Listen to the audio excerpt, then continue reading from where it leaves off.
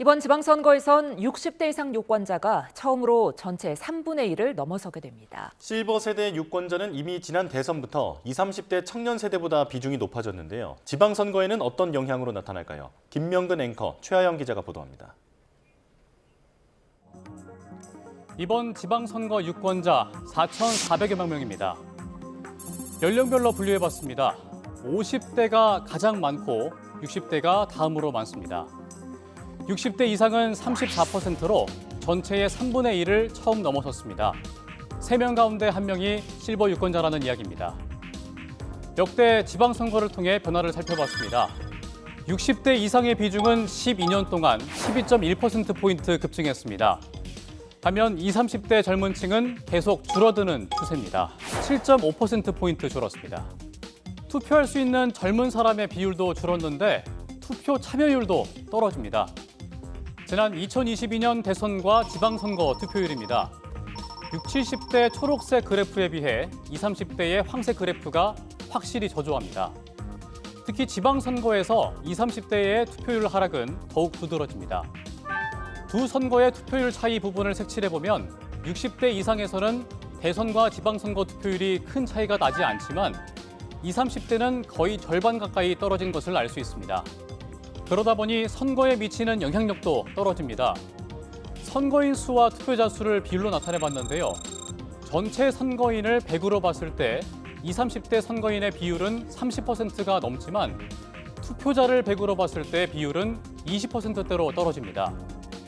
비교해보면 60대 이상은 선거인 비율보다 투표자 비율이 높은데 20, 30대는 낮은 것을 알 수 있습니다. 최하영 기자, 이렇게 되면 20, 30대가 선거에서 인구 비율만큼의 영향력도 행사하지 못한다는 의미 아닙니까? 그렇습니다. 게다가 최근 치러진 선거 결과를 보면 젊은 층의 투표는 결과도 제로섬으로 수렴됩니다. 지난해 대선 지상파 출구조사인데요.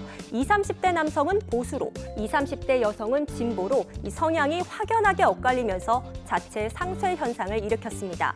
연령별로 보면 선거 결과는 40대 이상에서 좌우된 겁니다. 그런데 지난 지방선거를 보면 40에서 50대와 60대 이상의 성향은 확연히 엇갈리는 양상을 보였습니다. 이 40에서 50대는 명확한 진보 성향을, 60대 이상은 뚜렷한 보수 성향을 보이면서 이 40에서 50대와 60대 이상의 대결 구도가 펼쳐진 겁니다. 하지만 이번 지방선거는 좀 다를 수 있습니다. 최근 두 차례 대선을 비교해 보면요. 지난 2022년 대선 때는 같은 해 지방선거와 마찬가지로 40에서 50대는 진보, 60대 이상이 보수로 세대 대결 양상이었지만 최근 치러진 지난해 대선은 달랐습니다. 60대 이상 가운데 60대는 진보와 보수가 비슷하게 나타나며 20에서 30대처럼 상쇄 효과가 나타난 겁니다.